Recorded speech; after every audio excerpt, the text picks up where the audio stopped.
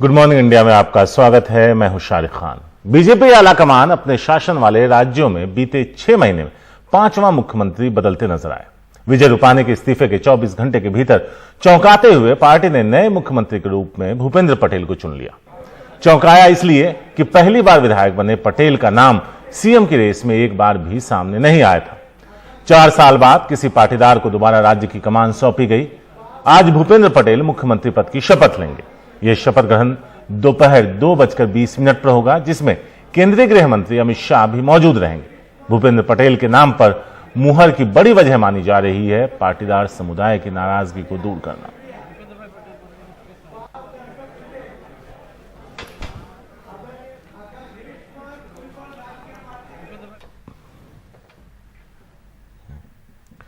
भूपेंद्र पटेल के शपथ ग्रहण पर गुजरात के राज्यपाल आचार्य देवव्रत ने ट्वीट करते हुए लिखा, राजभवन में भारतीय जनता पार्टी के विधायक दल के नवनियुक्त नेता श्री भूपेंद्र भाई पटेल जी ने अपने नेतृत्व में नई सरकार गठित करने का प्रस्ताव प्रस्तुत किया।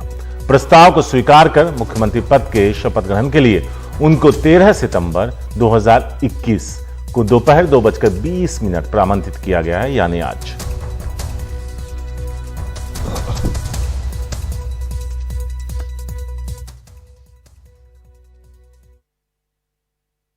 आज मुझे लगता है कि विजय रूपानी जी ने उनके देहांत के जीवन को देखकर ही भूपेंद्र पटेल किया। ऐसे कार्यकर्ता श्री भूपेंद्र रजनीकांत पटेल, श्री भूपेंद्र रजनीकांत। अमन भाई इधर रुको, इधर आएगा अमन भाई। राज्य विधानमंडल का सर्वसम्मति से देखो आए इधर।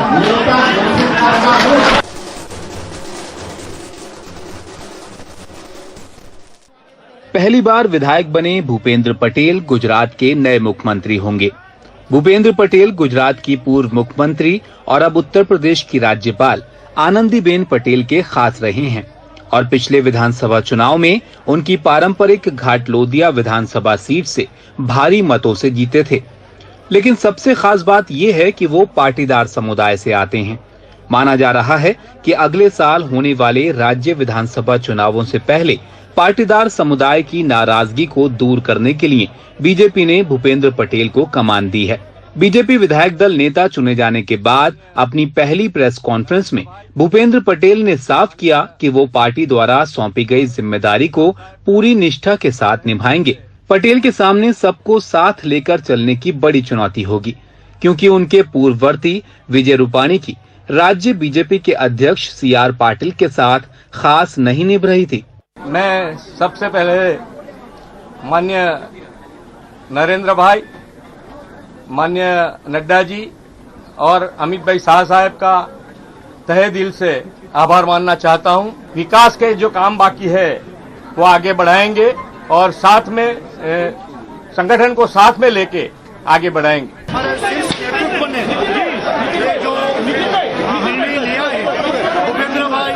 सक्षम है और आने वाले चुनाव उनके नेतृत्व में अवश्य भारतीय जनता पार्टी अच्छी तरह से जीतेगी। शनिवार को विजय रूपानी के अचानक इस्तीफे के बाद गुजरात से कई वरिष्ठ नेताओं के नाम मुख्यमंत्री पद के लिए चलने लगे थे, लेकिन बीजेपी आलाकमान ने एक बार फिर एक कम परिचित चेहरे पर दांव लगाकर सबको चौंका दिया। खुद विजय रूपानी ने भूपेंद्र पटेल के नाम का प्रस्ताव रखा, जिस पर बीजेपी के सभी विधायकों ने मोहर लगा दी।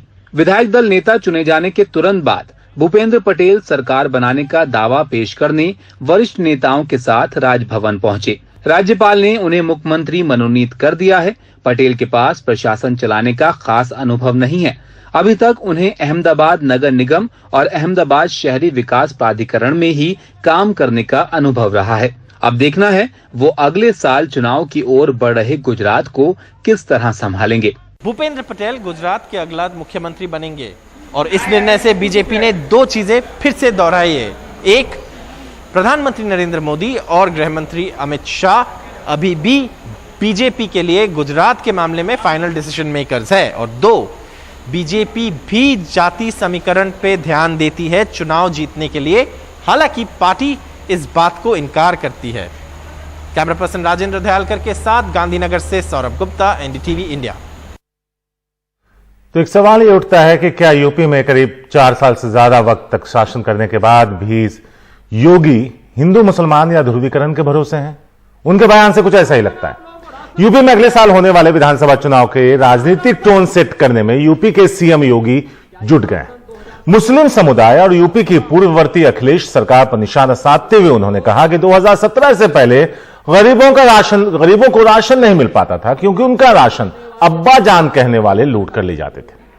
साथ ही उन्होंने कहा कि पीएम मोदी की सरकार में अब गरीबों का राशन लूटना संभव नहीं है और अगर ऐसा कोई करता है तो उसे जेल की हवा खानी पड़ेगी। योगी के इस बयान पर सपा और नेशनल कॉन्फ्रेंस के नेता उमर अब्दुल्ला ने उसकी आलोचना की है।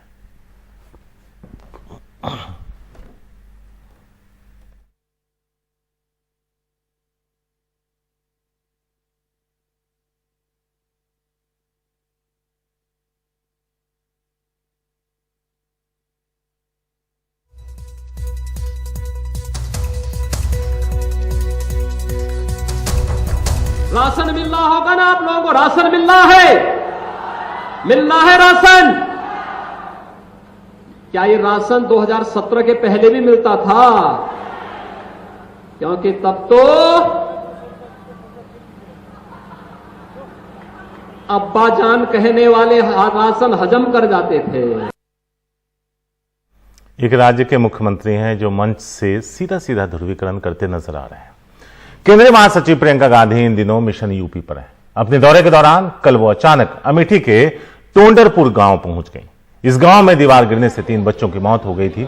प्रियंका गांधी ने पीड़ित परिवार से मुलाकात की और उन्हें ढांढस बंधाया, साथ ही परिवार को हर संभव मदद का भरोसा दिया। इससे पहले कल सुबह प्रियंका रायबरेली में थी, जहां उन्होंने हनुमान मंदिर में बजरंग बली के दर्शन किए। इस दौरान मंदिर के पुजारी ने उनसे बात की और कहा कि वो रायबरेली आकर रहें, तभी यहां और सुधार हो।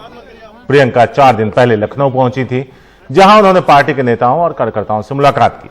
माना जा रहा है कि राज्य में होने वाले आगामी विधानसभा चुनाव में उम्मीदवारों के चयन पर भी चर्चा की।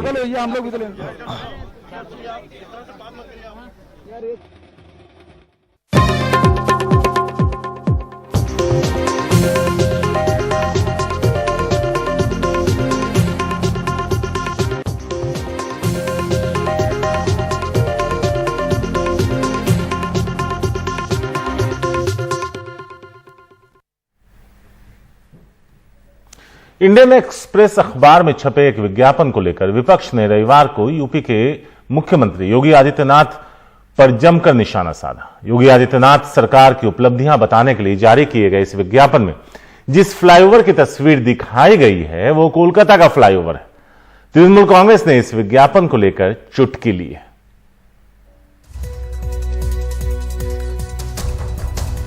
टीएमसी नेता और ममता बनर्जी के भतीजे अभिषेक बनर्जी ने इस मामले पर ट्वीट किया। क्या लिखा वो आपको बताते हैं। योगी आदित्यनाथ के लिए यूपी के विकास का मतलब है बंगाल में हुए बुनियादी ढांचे के विकास की तस्वीरें चुराना, उन्हें अपना कहकर इस्तेमाल करना। ऐसा लगता है कि बीजेपी का मॉडल डबल इंजन सबसे मजबूत राज्य में बुरी तरह विफल हो गया है और वह अब सार्वजनिक तौर पर उजागर हो गया है।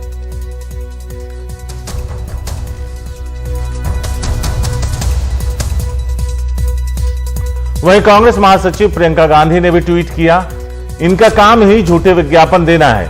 फर्जी लेखपाल बनाकर यूपी के युवाओं को रोजगार देने का झूठ बोला और अब फ्लाईओवर और फैक्ट्रियों की फर्जी तस्वीरें लगाकर विकास के झूठे दावे कर रहे हैं। न जनता के मुद्दों की समझ है और न ही उनसे कोई सरोकार है, बस झूठे विज्ञापन और हवाई दावों की सरकार है।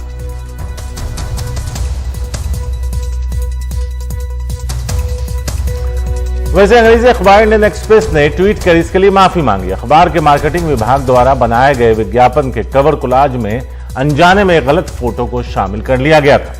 गलती के लिए गहरा खेद है।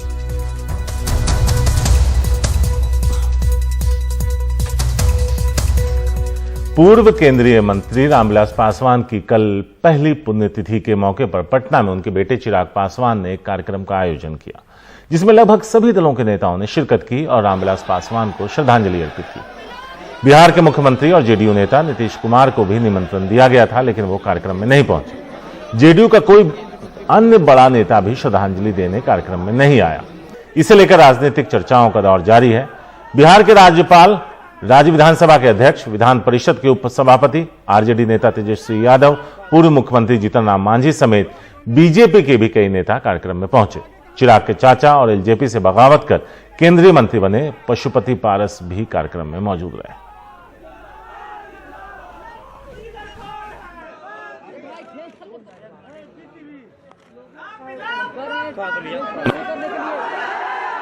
मैं धन्यवाद करता हूं आज मेरे नेता को, मेरे पिताजी को श्रद्धांजलि देने पहुंचे हैं। दलगत राजनीति से उठकर, तमाम तरीके की बातों से उठकर आज जो पारिवारिक संबंध हम दोनों के पिता ने कहीं ना कहीं जिसकी नींव रखी थी, दोनों सिर्फ सहयोगी ही नहीं, एक साथी की तरह, एक भाई की तरह दोनों साथ रहे। बचपन हम लोगों को याद है किस तरीके से जब हमारे पिता एक दूसरे के साथ होते थे, तो उस कड़ी को आगे बढ़ाने का काम तेजस्वी जी ने किया। मैं धन्यवाद करता हूं, इनके परिवार का धन्यवाद करता हूं। देश के बड़े नेता रहे और उनका स्वभाव मिलनसार रहा है और शायद ही ऐसे महापुरुष जो हैं हम लोगों को युग युग में मिलते हैं। हमें खुशी है कि हम सबों के नेता रहे, उनके साथ हम लोगों को काम करने का सौभाग्य रहा।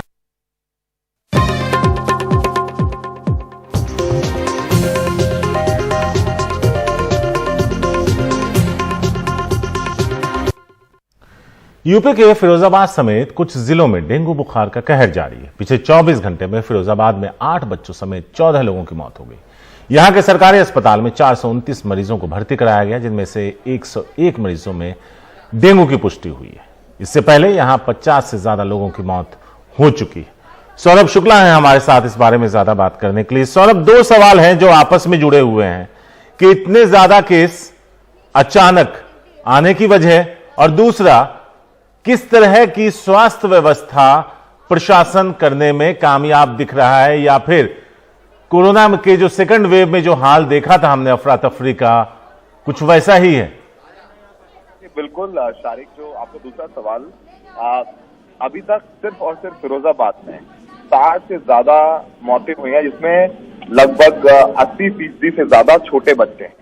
और लगातार जब से ये मौतें शुरू हुई हैं, लखनऊ से टीम, केंद्रीय स्वास्थ्य मंत्रालय से टीमें लगातार फिरोजाबाद पहुंच रही हैं, लेकिन ढाके 3-5 तस्वीरें तमाम वायरल हैं। बच्चों को लेकर के सरकारी अस्पताल के बाहर, डिस्ट्रिक्ट हॉस्पिटल के बाहर माएं बिलख रही हैं। अस्पताल में, डिस्ट्रिक्ट हॉस्पिटल में जगह नहीं है, प्राइवेट अस्पताल भरे हैं, और जाहिर सी बात है गरीब कैसे निजी अस्पतालों में अपने बच्चे का इलाज करा लेगा। और दूसरी सबसे बड़ी बात यह है कि पूरे पश्चिमी उत्तर प्रदेश में अगर बात करें शारिक, तो अब तक इस बुखार से 100 से ज्यादा मौतें हो गई हैं। और आप देखेंगे कहीं ना कहीं इसको लेकर के बहुत ज्यादा कोई बड़े कदम नहीं उठाए जा रहे हैं जिससे इसको कंट्रोल किया जा सके। उत्तर प्रदेश सरकार का कहना है कि स्थिति नियंत्रण में है, लेकिन अगर मथुरा, कासगंज, फिरोजाबाद, सिकोहाबाद, आगरा जैसे इलाकों में लगातार बुखार का प्रकोप बढ़ता जा रहा है। यहाँ तक कि नोएडा में शारिक पीजीआई, जो चाइल्ड पीजीआई है, वहां पर बच्चों के वार्ड पूरी तरीके से भरे हुए हैं। और रही बात डेंगू की, लगातार इस सीजन डेंगू का प्रकोप ज्यादा है। हर साल डेंगू से मौतें होती हैं, पर इस साल डेंगू से ज्यादा मौतें हो रही हैं और साथ में लगातार सैंपलिंग भी हो रही है कि दूसरा कौन सा इसका नया जो वेरिएंट है वो भी उसको भी जांचा जा रहा है। लेकिन सबसे बड़ी बात यह है कि स्थिति जो है नियंत्रण में नहीं है। जो वहां की प्राचार्य हैं जो मेडिकल कॉलेज में, उनका कहना है कि लगभग 500 से ज्यादा मरीज एडमिट हैं। पहले हमने देखा था शारिक की डिस्ट्रिक्ट हॉस्पिटल जहां पर वार्ड बच्चों का इलाज होता है, वहां तक रिपोर्टर्स जाके दिखा रहे थे किस तरीके की स्वास्थ्य व्यवस्थाएं हैं। लेकिन अब मीडिया को बैन कर दिया गया डिस्ट्रिक्ट हॉस्पिटल से, ताकि जो मीडिया वाले हैं जो सच्चाई दिखा रहे थे, सरकारी व्यवस्था की पोल खोल रहे थे, वो ना हो पाए। तो अब डिस्ट्रिक्ट हॉस्पिटल के अंदर पत्रकारों को जाना बिल्कुल सख्त मना है। जो आप तो रिपोर्टिंग कर पा रहे हैं वो बाहर से कर पा रहे हैं, और बाहर भी तस्वीरें इतनी व्यथित कर देने वाली हैं। सारे छोटे छोटे बच्चों को लेकर के माएं बिलख रही हैं। 2 या 3, 4 घंटे, 5 घंटे उनको अंदर नहीं लिया जाता है, टेस्ट नहीं होता। और सोचिए 1 साल, 1.5 साल, 2 साल के बच्चे हैं। तो जो तमाम दावे हैं लखनऊ से किए जाते हैं कि सब कुछ सारी स्थिति नियंत्रण में है, लेकिन जमीन पर हालात बद से बदतर होते जा रहे हैं। शारिक, शुक्रिया सौरभ इस पूरी जानकारी के लिए। तो सौरभ बता रहे हैं कि अब मीडिया को बैन कर दिया गया है, लेकिन जो हालात जमीन पर हैं वो बहुत बेहतर नहीं है। लोग परेशान हाल अपने परिजनों, अपने बच्चों की जिंदगी बचाने के लिए डॉक्टरों और अस्पतालों के चक्कर काट रहे हैं, उनके सामने गिड़गिड़ाते नजर आ रहे हैं।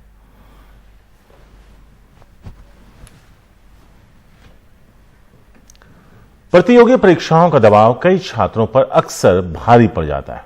तमिलनाडु के सेलम के एक छात्र ने मेडिकल की परीक्षा नीट से कुछ ही घंटे पहले खुदकुशी कर इस दबाव को एक बार फिर सामने ला दिया।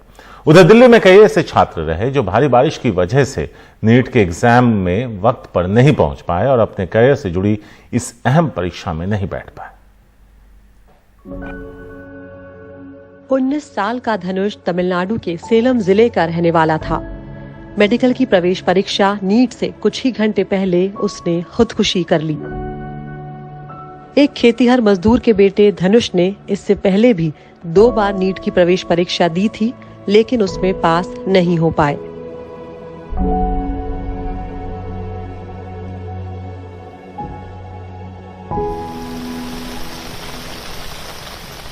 तमिलनाडु सरकार ने 10 साल के लिए अपने राज्य में नीट इम्तिहान खत्म किया हुआ है। सरकार का दावा है कि ये इम्तिहान प्राइवेट कोचिंग ले सकने वाले समृद्ध लोगों के पक्ष में है। डीएमके सरकार सोमवार को इस सिलसिले में फिर एक बिल राज्यसभा में लाने जा रही है। तमिलनाडु में नीट इम्तिहान के चलते एक और जान चली गई। यह बहुत ही दुखद है। एमके स्टालिन ने बच्चे की जान न बचा पाने के लिए दुख जताया है। उन्होंने कहा है कि यहाँ नीट नहीं होगा। इसके लिए सोमवार को एक बिल विधानसभा में रखा जाएगा। केंद्र सरकार और अदालतें नीट इम्तिहान की तारीख आगे बढ़ाने से मना कर चुकी हैं। छात्रों को महीनों पहले दिए गए परीक्षा केंद्र बदलने की भी इजाजत नहीं दी गई। इसके बावजूद एक दिन पहले ही कई छात्रों की परीक्षा केंद्र बिना पूर्व जानकारी के अचानक बदल दी गई। Doctor Neha Agarwal Covid duty पर है। ऊपर से नीट पोस्ट ग्रेजुएट परीक्षा के लिए पिछले 2 साल से तैयारी कर रही है। दिल्ली में कल भारी बारिश की वजह से वो इम्तिहान देने नहीं पहुंच पाई। नेहा की तरह कई लोग पानी से भरी सड़कों से जैसे तैसे परीक्षा केंद्र तो पहुंचे, लेकिन देरी से आने के कारण उन्हें परीक्षा में बैठने ही नहीं दिया गया। एक छात्र कहता रहा कि वो कोविड ड्यूटी पर था, लेकिन उन्होंने इसकी भी परवाह नहीं की। वो सोचते हैं कि ये हमारा काम है, लेकिन हमारी मांग पर गौर करना चाहिए था। इस बेहद होड़ भरे माहौल में लोग खुदकुशी कर रहे हैं। यही सब कुछ नहीं है, लेकिन इसका दबाव बहुत ज्यादा हो जाता है। मैं सरकार से आग्रह करती हूँ कि इस मामले में थोड़ी उदारता से विचार करें। चेन्नई से सैम डैनियल के साथ दिल्ली से गौरी प्रसाद और मेहर पांडे की रिपोर्ट, एनडीटीवी इंडिया। यूपी के मुरादाबाद में एक युवक को चोरी के आरोप में कुछ लोगों ने पेड़ से बांधकर जमकर पीटा। लड़के की पिटाई का सोशल मीडिया पर वीडियो वायरल हुआ है, जो मुरादाबाद के थाना मझोला इलाके में ट्रांसपोर्ट नगर पुलिस चौकी के पीछे का है। ट्रक से कुछ सामान चोरी करने के आरोप में युवक को दुकान मालिक और उसके साथियों ने पकड़कर पेड़ से बांधकर पिटाई की और बाद में पुलिस को सौंप दिया। लेकिन जैसे ही युवक की पिटाई का वीडियो सामने आया तो पुलिस ने पिटाई करने वाले लोगों के खिलाफ भी मुकदमा दर्ज कर कार्रवाई शुरू कर दी।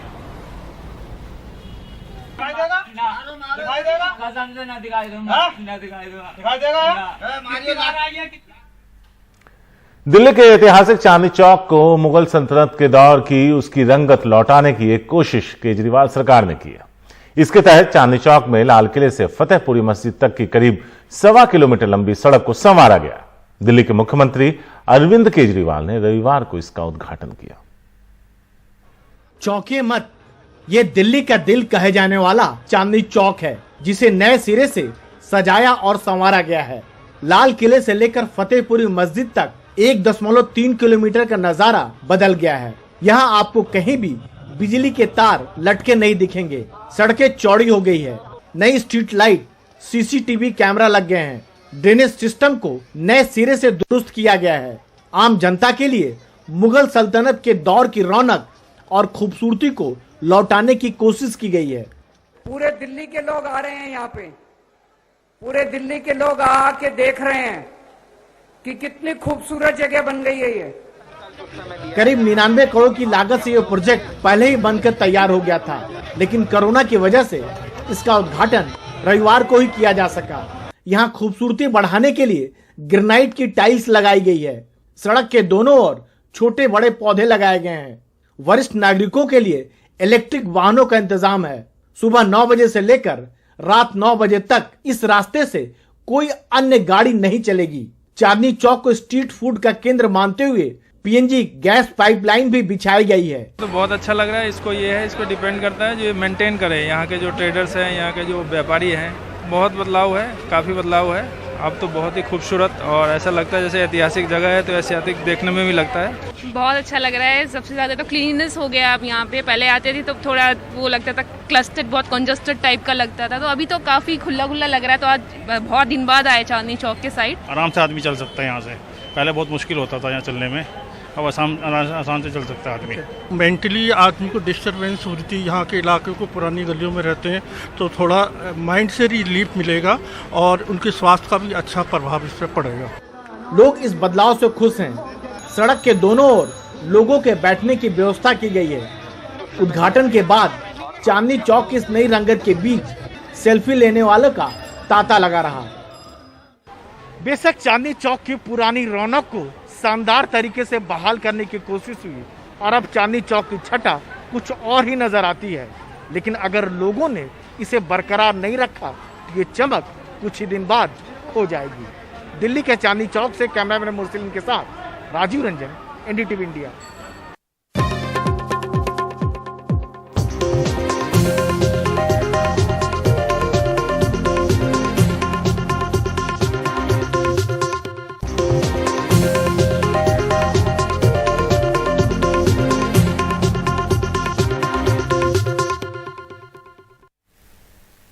नमस्कार, गुड मॉर्निंग इंडिया में आपका स्वागत है। मैं हूं अदिति राजपूत। बीजेपी की राजनीति ध्रुवीकरण की रही है। उत्तर प्रदेश में सत्ता वापसी को लेकर बीजेपी की बेचैनी भी साफ जाहिर है। चुनाव नजदीक आते ही कई योजनाओं का शिलान्यास भी जारी है और यूपी के मुख्यमंत्री राजनीतिक टोन सेट करने में जुट गए हैं। मुस्लिम समुदाय और यूपी की पूर्ववर्ती अखिलेश सरकार पर निशाना साधते हुए योगी आदित्यनाथ ने कहा कि 2017 से पहले गरीबों का राशन उन्हें मिल नहीं पाता था क्योंकि उनका राशन अब्बाजान कहने वाले लूट कर ले जाते थे। साथ ही उन्होंने कहा कि प्रधानमंत्री मोदी की सरकार में अब गरीबों का राशन लूटना संभव नहीं है और अगर कोई ऐसा करता है तो उसे जेल की हवा खानी पड़ेगी। योगी के इस बयान पर विपक्ष अब हमलावर है। समाजवादी पार्टी, कांग्रेस और नेशनल कांग्रेस के नेता उमर अब्दुल्ला ने आलोचना भी यहां पर उनकी की है।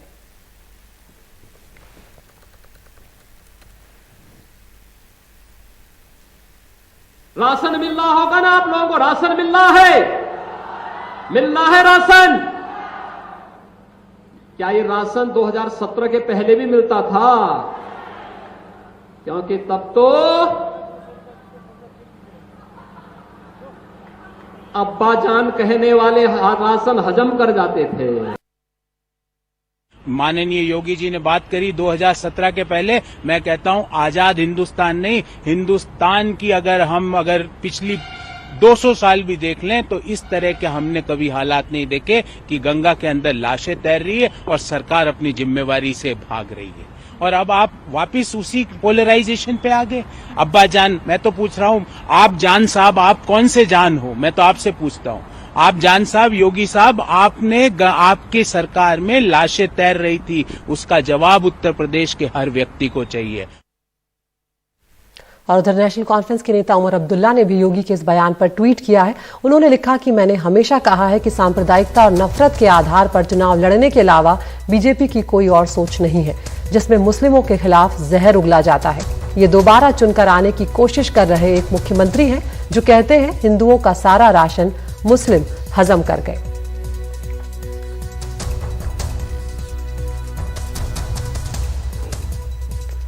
और योगी आदित्यनाथ ने एक दूसरे ट्वीट में कांग्रेस पर भी निशाना साधा। उन्होंने लिखा कि कांग्रेस ने देश में आतंकवाद को खड़ा किया। ऐसे लोगों को सहने की जरूरत नहीं जो देश को नुकसान पहुंचाते हैं। अगर बीजेपी है तो हर किसी का सम्मान है, विश्वास का सम्मान है। और हमारे साथ जुड़ रहे हैं हमारे वरिष्ठ सहयोगी कमाल खान। कमाल, ये बात हम जानते हैं कि ध्रुवीकरण बीजेपी करती रही है, उनकी राजनीति का ये तरीका रहा है, लेकिन यहाँ पर जब ये बात कही जाती है, पिछली सरकारों पर भी निशाना साधा जा रहा है और कहीं ना कहीं कमाल एक बेचैनी भी साफ तौर पर नजर आ रही है क्योंकि दिख रहा है कि इस बार के चुनाव उत्तर प्रदेश में बीजेपी के लिए उतने आसान नहीं रहने वाले, राह मुश्किल है उनकी। देखिए, ऐसा है कि जो पोलराइजेशन की पॉलिटिक्स है उसके लिए हमेशा कोई ना कोई मसाला ढूंढा जाता है, कोई एक तरह हेट सिंबल बनाए जाते हैं ताकि उसके आधार पे राजनीति को आगे बढ़ाया जा सके। वो अलग अलग टाइम अलग अलग तरह के कुछ सिंबल्स होते हैं, कुछ जॉर्गन्स होते हैं, कुछ जुमले होते हैं जिनके आधार के ऊपर वो लड़ाई आगे बढ़ाई जाती है। कुछ वक्त पहले सीएम योगी ने कहा था अखिलेश यादव के लिए कि उनके अब्बाजान ने तो कहा था कि अयोध्या में परिंदा भी पर नहीं मार सकता है।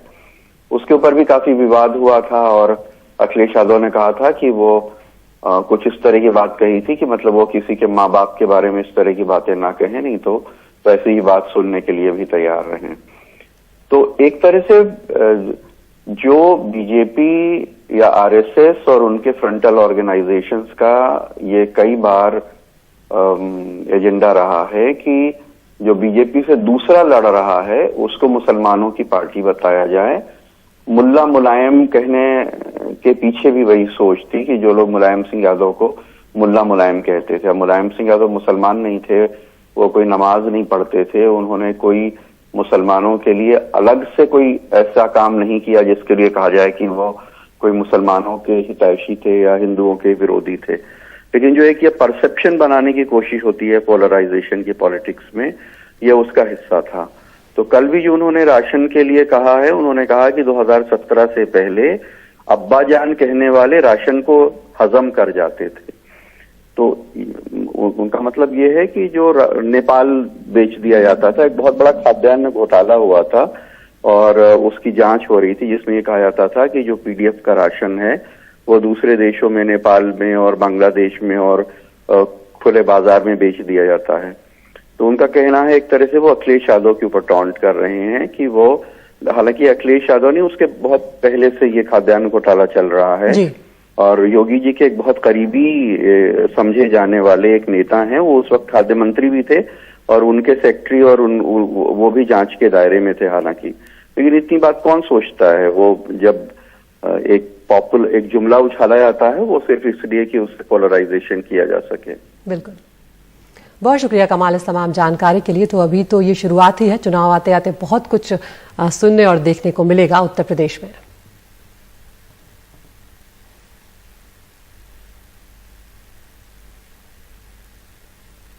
और उधर कांग्रेस महासचिव प्रियंका गांधी इन दिनों मिशन यूपी पर है। अपने दौरे के दौरान कल वो अचानक अमेठी के टोंडरपुर गांव पहुंच गईं। इस गांव में दीवार गिरने से 3 बच्चों की मौत हो गई थी। प्रियंका गांधी ने पीड़ित परिवार से मुलाकात की और उन्हें ढांढस भी बंधाया, साथ ही परिवार को हर संभव मदद का भरोसा दिलाया है।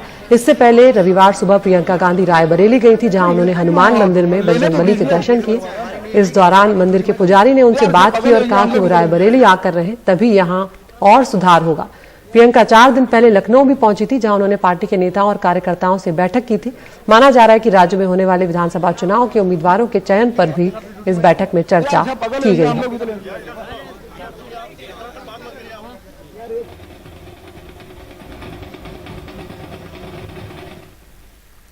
और उधर आम आदमी पार्टी ने भी उत्तर प्रदेश चुनाव के लिए कमर कस ली है और इसी के मद्देनजर आज आम आदमी पार्टी के नेता और दिल्ली के उप मुख्यमंत्री मनीष सिसोदिया अयोध्या जा रहे हैं। वहां वो रामलला के दर्शन करेंगे। मनीष सिसोदिया के साथ आप के उत्तर प्रदेश प्रभारी संजय सिंह भी होंगे। आज दर्शन के बाद आम आदमी पार्टी अयोध्या से अब कल से तिरंगा यात्रा निकालने जा रही है।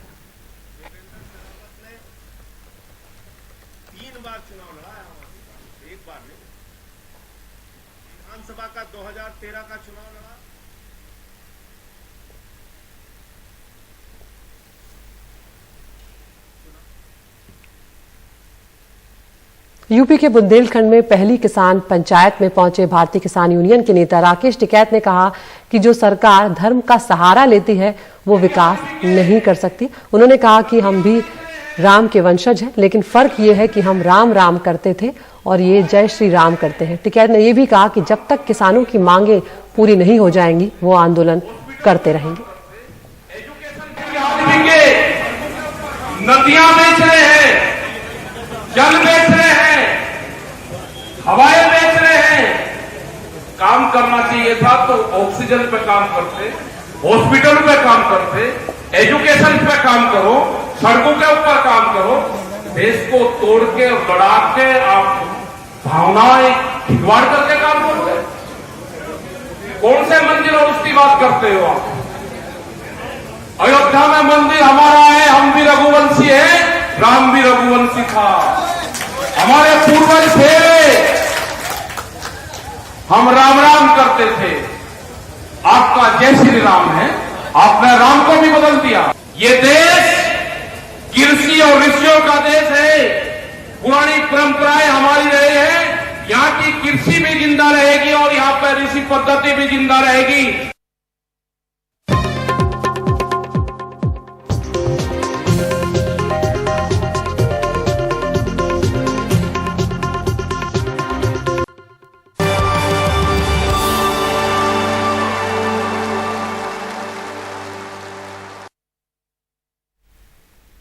बीजेपी ने अपने शासन वाले राज्यों में बीते 6 महीनों में 5वां मुख्यमंत्री बदलाए। विजय रूपाणी के इस्तीफे के 24 घंटों के भीतर चौंकाते हुए पार्टी ने नए मुख्यमंत्री के रूप में भूपेंद्र पटेल को चुन लिया है। चौंकाया इसलिए क्योंकि पहली बार विधायक बने पटेल का नाम सीएम की रेस में एक बार भी सामने नहीं आया था। 4 सालों के बाद किसी पाटीदार को दोबारा राज्य की कमान सौंपी गई है और आज भूपेंद्र पटेल मुख्यमंत्री पद की शपथ लेंगे। ये शपथ ग्रहण समारोह 2:20 पर आज होने जा रहा है, जिसमें केंद्रीय गृह मंत्री अमित शाह भी मौजूद रहेंगे।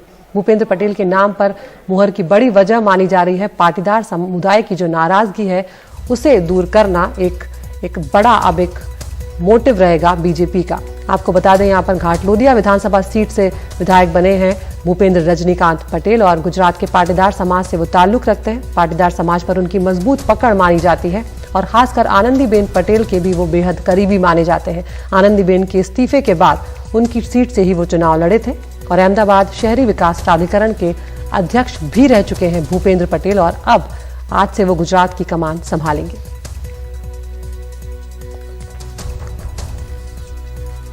तो यहाँ पर एक बड़ा उलटफेर हुआ था जब विजय रूपाणी ने इस्तीफा दिया था, लेकिन कल विधायक दल की बैठक में भूपेंद्र रजनीकांत पटेल को चुन लिया गया और उसके बाद जो केंद्रीय पर्यवेक्षक के तौर पर गए थे नरेंद्र सिंह तोमर, उन्होंने भूपेंद्र पटेल के नाम का ऐलान किया।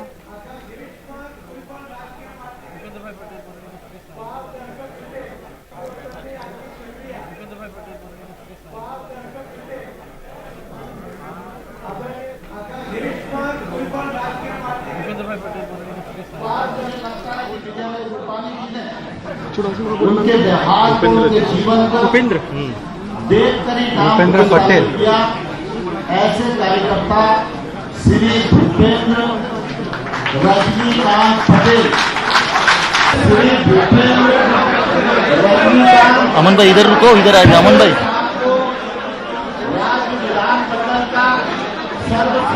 ये देखो आए इधर।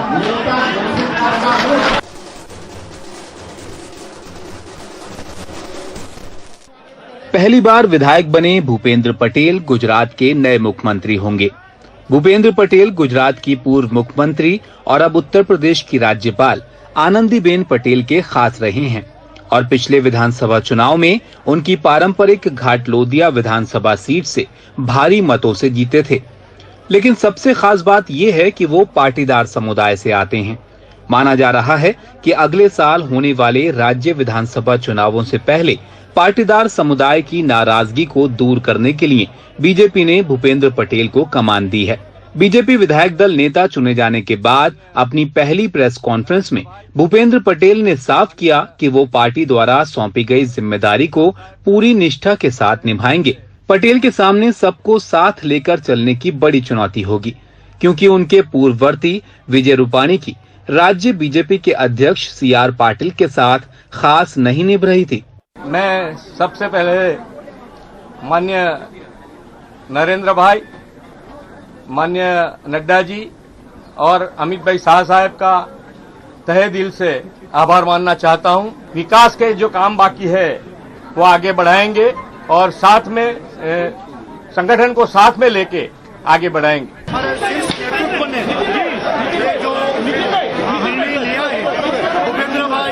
सक्षम है और आने वाले चुनाव उनके नेतृत्व में अवश्य भारतीय जनता पार्टी अच्छी तरह से जीतेगी। शनिवार को विजय रूपाणी के अचानक इस्तीफे के बाद गुजरात से कई वरिष्ठ नेताओं के नाम मुख्यमंत्री पद के लिए चलने लगे थे। लेकिन बीजेपी आलाकमान ने एक बार फिर एक कम परिचित चेहरे पर दांव लगाकर सबको चौंका दिया। खुद विजय रूपाणी ने भूपेंद्र पटेल के नाम का प्रस्ताव रखा, जिस पर बीजेपी के सभी विधायकों ने मोहर लगा दी। विधायक दल नेता चुने जाने के तुरंत बाद भूपेंद्र पटेल सरकार बनाने का दावा पेश करने वरिष्ठ नेताओं के साथ राजभवन पहुंचे। राज्यपाल ने उन्हें मुख्यमंत्री मनोनीत कर दिया है। पटेल के पास प्रशासन चलाने का खास अनुभव नहीं है। अभी तक उन्हें अहमदाबाद नगर निगम और अहमदाबाद शहरी विकास प्राधिकरण में ही काम करने का अनुभव रहा है। अब देखना है वो अगले साल चुनाव की ओर बढ़ रहे गुजरात को किस तरह संभालेंगे। भूपेंद्र पटेल गुजरात के अगला मुख्यमंत्री बनेंगे और इस निर्णय से बीजेपी ने दो चीजें फिर से दोहराई है।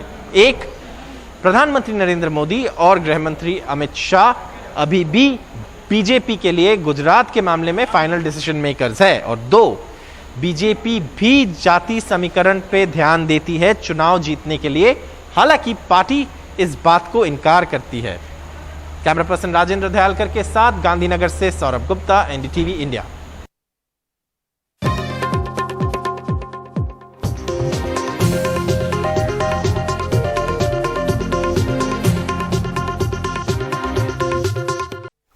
और अब गुड मॉर्निंग इंडिया में वक्त हो गया है टॉप न्यूज का। एनडीटीवी इंडिया आप यूट्यूब पर भी देख सकते हैं। रोज हम आपको 5 खबरें दिखाते हैं, आप चुन सकते हैं अपनी पसंद की खबर। तो आज पहली खबर है टॉप 5 में गुजरात से जुड़ी हुई। बीजेपी ने एक बार फिर चौंकाया है। पहली बार विधायक बने भूपेंद्र पटेल को सौंपी है गुजरात की कमान। दूसरी खबर उत्तर प्रदेश से, जहां पर सीएम योगी का तंज सामने आया है। कहा उन्होंने कि 2017 से पहले गरीबों का राशन अब्बाजान कहने वाले लूट लेते थे और अब इस बयान के बाद से काफी आलोचना भी उन्हें झेलनी पड़ रही है। तीसरी खबर उत्तर प्रदेश के फिरोजाबाद से, जहां 24 घंटे में 8 बच्चों समेत 14 लोगों की मौत हो गई है। डेंगू और वायरल का कहर यहां पर जारी है। चौथी खबर, महेंद्र सिंह धोनी के मेंटोर बनने पर अब सवाल उठाए जा रहे हैं। और पांचवी खबर, नोवाक जोकोविच का सपना टूट गया है। रूस के मेदवेदेव ने उन्हें सीधे सेटों में मात दी है। तो आप हमारे YouTube चैनल पर जाएं, इस पोल में हिस्सा लें, अपनी पसंद की खबर चुनें। उस पसंद को हम आपको विस्तार से एनडीटीवी इंडिया और उसके YouTube चैनल पर दिखाएंगे।